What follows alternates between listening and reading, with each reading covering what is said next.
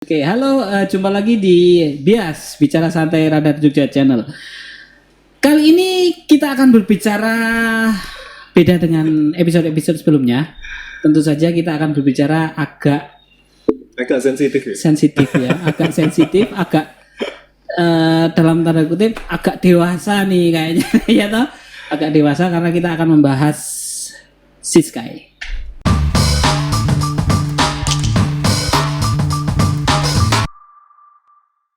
Di sini sudah ada Bu Reren Indranila dan Mas Hendri Saputro. Oke, Mas Hendri Saputro ini warga asli Kulon Progo ya.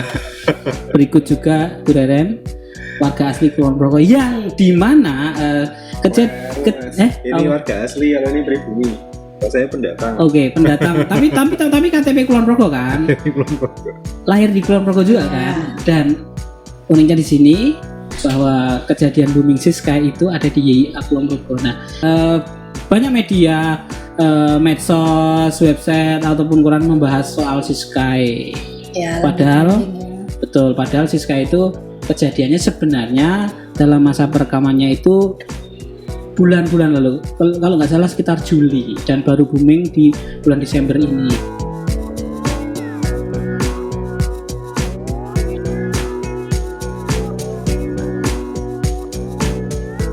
Tanggapannya dulu dong, teman-teman yang di sini yang Kulon Progo lah, gimana nih tanggapannya? Piye Bu ini? Warga Kulon Progo gitu. Iya. Tapi di sini nggak ada host ya, Ini kita sharing aja ya. Ya. Oke. Kalau aku sih sebagai warga Kulon Progo yang pertama sih dengan boomingnya video ini ya. Oke. Itu orang-orang jadi ngeh, di mana sih? Oh, Kulon Progo gitu kan. Masa berharap ngerti Kulon Progo datang aku. Ya enggak juga sih, cuman aku kemarin beberapa kali aku baca beberapa artikel itu memang ada istilahnya komentar-komentar yang pedas juga gitu. Maksudnya kok berani-beraninya sih kamu berbuat sesuatu kayak gitu di Kulon Progo gitu. Jadi banyak juga kayak forum-forum warga Kulon Progo itu yang kayak ya mungkin mereka keberatan, menyesalkan gitu Kak, keberatan gitu. Kayak gitu. Jadi ya kalau aku sendiri sih ngelihat fenomena ini ya kalau aku mungkin bukan karena aku warga Kulon Progo ya, tapi kalau aku sih lebih ngelihatnya lebih ke bijak bermedsos juga gitu. Jadi kan aku beberapa kali juga istilahnya kita kan bergerak di dunia digital ya, gitu kan. Jadi kita juga punya satu tanggung jawab untuk mengedukasi anak-anak muda untuk mereka itu bijak bermedsos. Nah ini kaitannya sih bijak bermedsos gitu. Jadi aku sih ngelihatnya fenomena ini tuh lebih ke antara mereka yang memanfaatkan media sosial atau memanfaatkan online, ngambil quote-nya orang-orang fotografer itu kan, man behind the gun ya kan. Nah itu sama sih dengan orang yang punya platform digital yang mau kamu pakai buat apa gitu. Itu tergantung kita kan. Nah kitanya sendiri itu dikembalikan lagi, apakah kita yang sudah dianggap bijak dalam menggunakan media sosial atau kita tuh gagap terhadap media sosial misalnya. Kalau ditanyain aku sebagai perempuan lihat kayak gitu gimana ya, aku nggak nyaman. Terus terang kayak gitu. Nggak kebanyakan perempuan juga pasti akan nggak nyaman. Iya, pasti akan nggak nyaman gitu loh. Seperti konten-konten seperti itu ya. Kayak gitu. Jadi yang nyaman cuma laki-laki ya. Laki-laki tertentu ya. Ya makanya kan tadi setelah Bu Reren nanti menjawab sudah intinya nggak nyaman kan ya melihat itu. Nah terus kamu gimana, nyaman nggak? Jangan-jangan dikoleksi loh. Enggak, nah aku sendiri mengakses konten-konten seperti itu aku nggak mau yang berbayar. Pilih. Gratisan. Berarti nunggu dong. Ya nunggu. Yeah. Nah aku itu lihat dari motifnya dulu Siskai. Dia itu motifnya apakah karena memang terjadi penyimpangan perilaku atau motif ekonomi? Karena dilihat dari berita-berita yang beredar kan dia sampai miliaran. Enggak, dia enggak motif ekonomi. Tahu dari mana? Berita.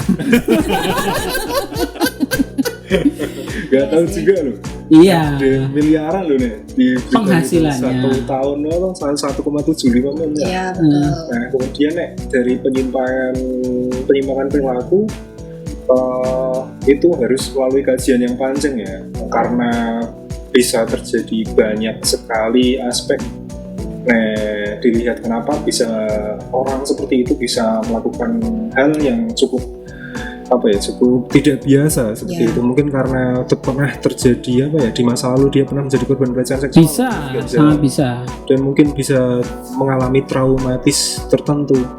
Kamu pernah ketemu orang eksibisionisme nggak, Ren? Waktu kecil dulu? Enggak sekali. Ada. Ya, kamu pernah? Ada. Tapi bukan orang gila. Bukan kayak gitu. Eksibisionisme ini orang waras. Aku pernah dulu itu jadi dekat rumahku kan ada SMP, MTS. Terus pada waktu sedang naik zaman biyen iki bolos. Itu gojlokan lho kan ospek. Nah, itu temanku sendiri itu karena orangnya ini Jawa niki bombongan, ngerti ora? Ora. Bombongan ini di Aleman. Aleman ngerti ora? Manja. Caper. Perhatian dia itu orangnya suka sensasi kayak gitu. Terus ditantang oleh temanku yang lain untuk lari-lari di tengah cewek-cewek yang sedang baris sambil menurunkan celana. Oh iya, dia karena ada dorongan itu. Oh iya. Ren. Semakin banyak dorongan, semakin seneng deh Ebro. Semakin banyak cewek yang ada di situ, itu dia malah semakin bangga untuk menunjukkan alat kelaminnya di depan cewek-cewek. Di depan saya itu. Aku sebagai laki-laki temennya syok melihat kayak gitu. Itu kamu karena sangat jelek sekali. Berarti kamu nonton ya? Ya nonton orang yang sedih aku. Tapi balik lagi tadi eksibisionisme itu semakin ada dorongan istilahnya dorongan atau semangat dari orang lain, dia akan semakin macam-macam semangat gitu ya. Tidak bisa disamaratakan seperti itu. Ada eksibisionisme yang ketika dia menunjukkan saja, terus reaksi korban itu seperti apapun dia mengalami kepuasan seks, ada seperti itu. Ada juga yang eksibisionisme itu ketika dia menunjukkan alat kelaminnya itu dia berharap korbannya itu terangsang. Menarik perhatian. Itu baru kemudian dia mendapatkan atensi, itu baru dia kemudian dapat kepuasan. Ada seperti itu juga, macam-macam kategorinya. Nek konteksnya dari Siska ini? Dia kayaknya cuma pengen menunjukkan saja. Kalau kemarin aku ngobrol sih di rumah ya dengan suami gitu.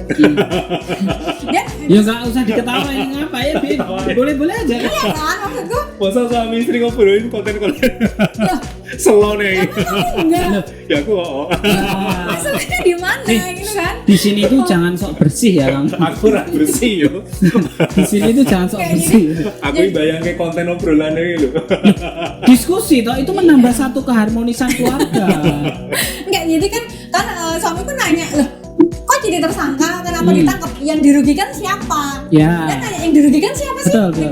Dengan tingkahnya Siska itu tuh yang dirugikan siapa? Nggak ada yang dirugikan secara material, nggak ada gitu kan? Ya mungkin yang dirugikan adalah YIA karena lokasinya di situ. Betul. Atau misalnya warga Kulon Progo yang istilahnya loh, kok wani-wani nih sih nggak konten nggak senonoh di daerah kami yang kita aja nggak kenal kamu gitu kan? Kamu aja nggak pernah ke Kulon Progo misalnya kayak gitu. Nah, kalau aku sih mikirnya ya memang nggak ada yang dirugikan. Memang gitu, tapi masa depan anak-anak kita nanti itu yang akan dirugikan. Maksudnya kayak Henry nih, kamu kan dulu juga guru BK. Bayangin kalau kamu punya muridmu ya, yang istilahnya handphonenya ada itunya.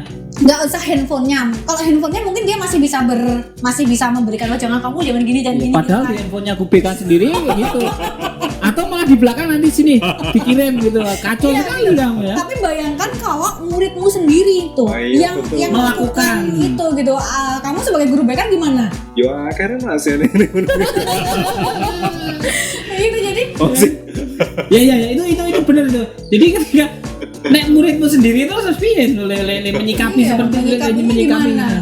Gitu kan. Jadi ya kita memang harus istilahnya kita jangan bicara yang dirugikan saat ini gitu, tapi dirugikannya di kemudian hari karena kan bagaimanapun dia kan misalnya kita anggap aku nggak tahu seberapa besar prestasinya si Sky selain konten yang konten eksibisi ya yang misalnya seperti itu gitu, tapi mungkin bisa aja misalnya dia itu influencer atau misalnya Endorse. misalnya dia endorse atau misalnya dia menginfluence orang lain untuk seperti itu. Jadi kadang kan kita nggak tahu keadaan orang di Pribadi latar di belakang belakang. hidup mereka gimana ya, di keluarga mereka seperti apa ya gitu. Jadi itu bisa jadi contoh generasi selanjutnya gitu. Jadi itu yang Berarti kamu setuju ya Ren bahwa Siska itu termasuk perusak moral generasi muda?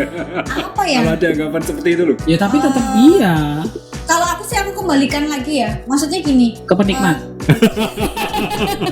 Enggak sih aku karena kan gini, aku tidak terlalu apa ya? Misalnya gini, di pendidikan masing-masing anak di keluarga masing-masing itu kan mereka setiap keluarga punya visi dan misi masing-masing untuk masa depan anak-anak mereka gitu kan.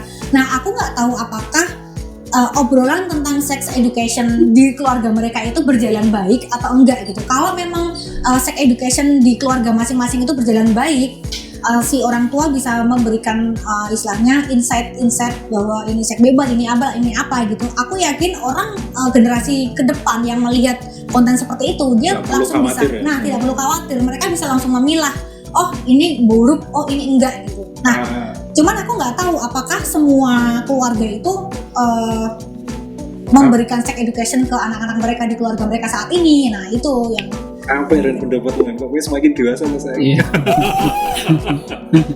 Iya. Aku tuh tadi nggak ngira loh sampai segini beratnya. Padahal yang kita bahas adalah video berapa detik. Cuman Iya berapa sih. detik ya? Videonya cuma Emang berapa detik? Pak? Ya ada yang 14, ada yang Wes ngakses sudah nih. Iya, ya riset dong. Ya jadi Tapi itu video pakai masker toh itu. iya, Dia setiap kali bikin konten pakai masker terus toh. betul. karena Aku nggak pernah lihat yang wajah aslinya loh. Makanya Wajah aslinya. iya betul, makanya itu sebenarnya satu, dia itu pelopor sebenarnya. Pelopor apa? Pelopor 4M, selalu pakai masker sebelum pandemi ya. Satu kedua, apakah dia itu bekerja dengan orang lain atau dia bekerja sendiri?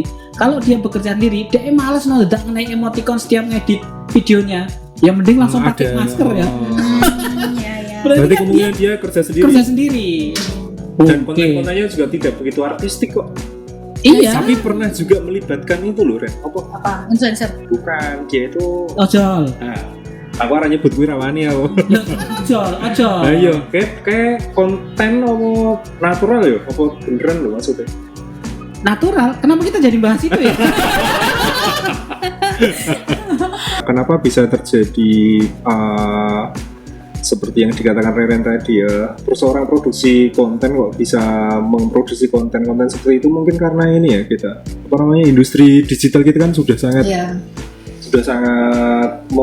gelombangnya semakin membesar kemudian akhirnya semakin banyak sekali profesi-profesi baru yang timbul karena mungkin kalau istilahnya disrupsi digital ini banyak Iya. sekali banyak sekali dulu profesi-profesi yang tidak kita kenal sekarang Akhirnya muncul. bermunculan termasuk kayak Content Siskai, creator tadi ya. content Content creator creator. macam Siskai itu. Kalau aku sih ya dikembalikan lagi ke pelaku ya kalau kayak gitu ya. Maksudnya Bukan ke penikmat. Maksudnya apakah itu cuma oh ya wes atau wah ini saya tak delok neh atau piye? ya kalau itu tuh emang harus gini ya. Misalnya nih dia bikin konten tapi nggak ada yang nonton. Ah. Sia-sia kan. Jadi ya harus timbal balik gitu. Misalnya dia bikin sesuatu konten yang bagus gitu ya. Terus dan itu bermanfaat ke orang lain. Ya itu kan ya alhamdulillah so, ilmu yang bermanfaat kita bisa ini kan. Cuman kan ya itu tadi makanya main behind the gun tadi loh. Ini cuma platform gitu. Nah, kita mau menggunakan untuk apa? Itu kembali lagi ke kita sebagai Iya. konten kreator misalnya kayak gitu. Misalnya nih aku sekarang kemarin aku belum lama ini aku ngobrolin dengan beberapa teman ibu-ibu lah ya. Ibu-ibu apa sih ibu-ibu? Dia nggak usah dipancing, dia keluar ibu-ibunya sendiri. Aku diskusi, maaf ya ini Ya. aku ralat, aku diskusi dengan teman sesama Sama perempuan paruh baya. bahwa kita tuh merasakan kegelisahan tentang kita kan ada platform ini ya, platform video ya, Ya. kayak snack video, ada TikTok gitu Ya, kan. ya, Nah, ya. dan konten-kontennya itu yang istilahnya joget gitu kan. Ya TikTok-TikTokan lah. Nah, kan ada joget segala macam gitu kan. Nah, ini tuh kemarin kita sempet kayak apa ya? Kayak jadi kegelisahan kita semua gitu karena konten jogetnya itu kalau buat anak-anak itu kayaknya biasa aja gitu. Tapi kalau itu dilihat oleh para pedofil di luar sana, ini tuh menjadi kayak mangsa nih, gitu. Tahu nggak? Nah, jadi mangsa nih kayak gitu loh. Jadi, nah itu juga yang jadi kekhawatiranku karena aku punya anak perempuan dan sekarang misalnya usia SMP mau SMA. Nah itu yang akan jadi kegelisahan kita waktu itu kita ngobrolin tentang itu gitu. Aku rasa kampanye seperti itu juga penting sih bahwa nggak hanya perempuan yang kamu misalnya gini, emangnya kalau kamu nggak berpakaian seksi kamu akan jadi korban pelecehan seksual? Aku pernah loh jadi korban pelecehan seksual dan aku waktu itu pakai kerudung karena aku SMA kan. Ya, berarti belum tentu kan dengan pakaian seksi itu dia kayak gitu. Dan itu nggak cuma sekali gitu. Aku magang di Jakarta, aku juga jadi korban pelecehan. Karena kan waktu itu misalnya rame gitu kan, itu pun dan aku rasa bayang kayak nomor jadi kamu nggak usah bayangin macam-macam. Makanya kadang kalau misalnya berpikir karena bajunya kayak gitu sih, karena ini kayak gitu, karena tampilanmu kayak gitu, no, it's because your mind and your imagination. Hey, you jangan main-main. Hey, gue mikirnya apa? Dan platform-platform tadi itu istilahnya kadang anak-anak nggak ngerti gitu kan, apakah kita harus bersikap seperti apa. Makanya bijak bermedsos itu penting untuk kita, atau etika bermedia sosial atau etika online itu perlu dikenalkan juga ke anak-anak sekarang. Oke, gitu. Berarti solusinya dari permasalahan ibu-ibu gibah tadi itu berarti gimana dong? Bukan gibah, kita tuh berdiskusi. Iya, oke lah berdiskusi, tapi diskusi kan cuma 20%. Konco-koncomu ibu-ibu mau udah ngerti sih kayak orang ini. Iya, tahu. Maksudku kamu hanya menegaskan saja kayak gitu. Iya, jadi apa ya? Kalau menurutku sih itu kan fenomena ya. Tanpa itu di blow up media pun aku rasa mereka pasti akan tahu gitu kan. Nah, terus kemudian langkah solusi atau langkah yang ibu-ibu bicarakan tadi ada solusinya nggak? Maksudnya bijak bermedsos tadi? Ya, kita mengedukasi anak kita masing-masing. Dengan gimana? Membatasi atau seperti apa? Enggak. Kalau anak-anak sekarang nggak bisa dibatasi ya. Ya, terus maksudnya kita nepaknya yang awake dhewe. Waktu kita dibatasi kita ngapain dulu? Berontak. Nah kan. Dia akan mencari di luar sana. Nah kan gitu. Jadi kenapa manggut dia? Betul, Kamu selalu. Soalnya aku pertama ngakses bokep SD soalnya. Bentar.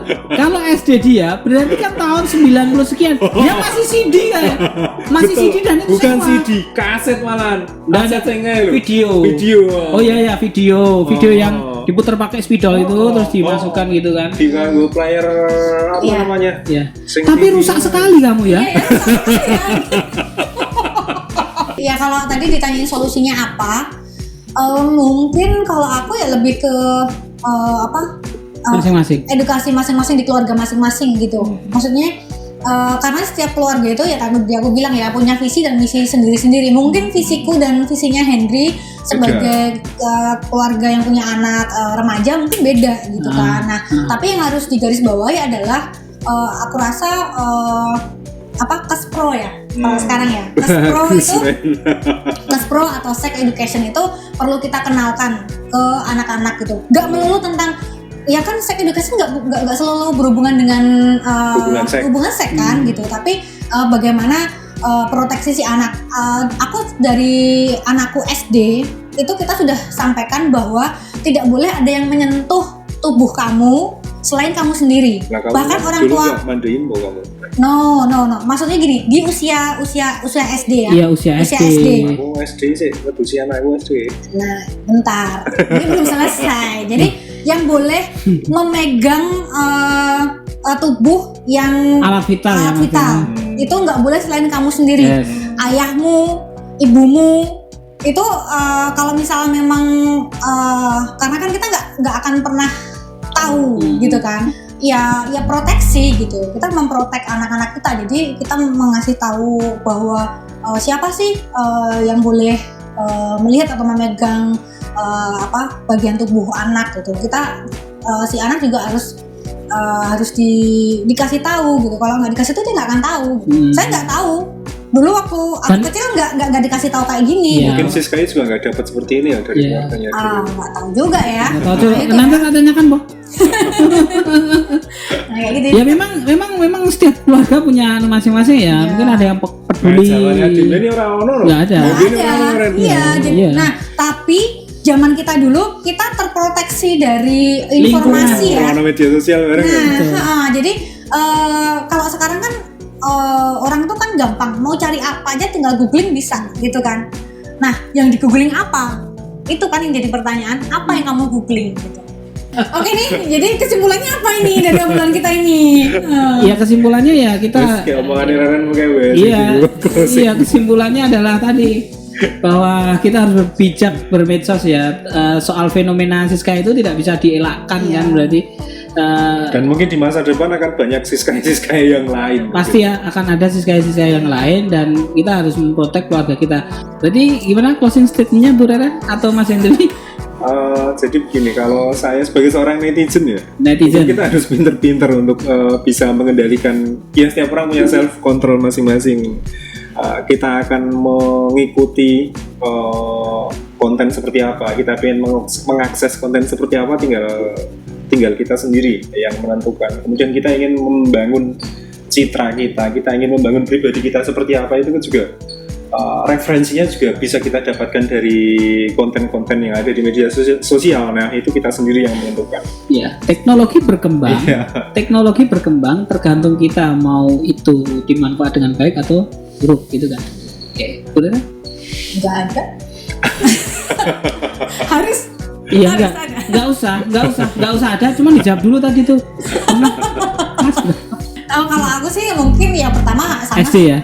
Dengan Henry tadi jadi media sosial ya, bijak bermedia sosial. Kemudian yang kedua istilahnya apa ya, kontrol dalam diri sendiri kayak gitu. Dan kalau misalnya kita yang udah berkeluarga ya kita memberikan pendidikan kesehatan reproduksi ke anak-anak kita, karena itu penting juga untuk masa depan. Dan tidak ada di sekolahan kan? Ada sekarang. Sekarang ada ya. Gitu, tapi mungkin kan sekolah ya terbatas. ada batasannya. Jadi ya itu aja sih kalau aku. Oke, sahabat bias, demikianlah tadi obrolan santai kita bersama teman-teman generasi apa ya 80-an yang sekarang sudah beranjak dewasa gitu. Jumpa lagi di bias selanjutnya. Salam.